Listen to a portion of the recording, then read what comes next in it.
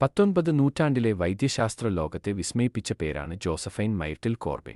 1868-ൽ അമേരിക്കയിലെ ടെന്നസിയിലാണ് ഇവർ ജനിച്ചത്. ഡിബിഗസ് അർഹെലത്ത് എന്ന പ്രത്യേക ശാരീരിക അവസ്ഥയോടെയാണ് മൈർട്ടിൽ ജനിച്ചത്. അരക്കെട്ടിന് താഴെ 2 ശരീരഭാഗങ്ങളും 4 കാലുകളും അവർക്കുണ്ടായിരുന്നു. മൈർട്ടിലിന്റെ മാതാപിതാക്കൾ കാഴ്ചയിൽ ഒരേപോലെയിരുന്നെങ്കിലും അവർ തമ്മിൽ രക്തബന്ധമില്ലായിരുന്നു എന്ന് ഡോക്ടർമാർ സാക്ഷ്യപ്പെടുത്തിയിട്ടുണ്ട്. അരക്കെട്ടിന് താഴെ 2 ശരീരഭാഗങ്ങളും ആകെ 4 കാലുകളും അവർക്കുണ്ടായിരുന്നു. ഇതിൽ ഉള്ളിലുണ്ടായിരുന്ന 2 കാലുകൾക്ക് വലിപ്പം കുറവായിരുന്നു. എങ്കിലും ജനിച്ചപ്പോൾ മുതൽ മൈർട്ടിൽ വളരെ ആരോഗ്യവതിയായ ഒരു കുട്ടിയായിരുന്നു. അവർക്ക് 2 പൂർണ്ണമായ പെൽവിസ്, നെതേർ ഭാഗങ്ങൾ ഉണ്ടായിരുന്നു. അതിനനുസരിച്ച് അവർക്ക് 2 ഗർഭപാത്രങ്ങളും 2 ജനനേന്ദ്രിയ വ്യവസ്ഥകളും ഉണ്ടായിരുന്നു.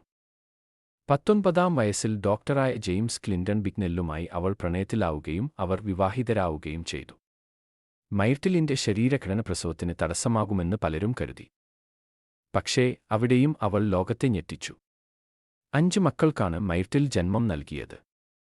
അതിൽ ഏറ്റവും വിചിത്രമായ കാര്യം തന്റെ ശരീരത്തിലെ 2 ഗർഭപാത്രങ്ങളും അവൾ ഇതിനായി ഉപയോഗിച്ചു എന്നതാണ്.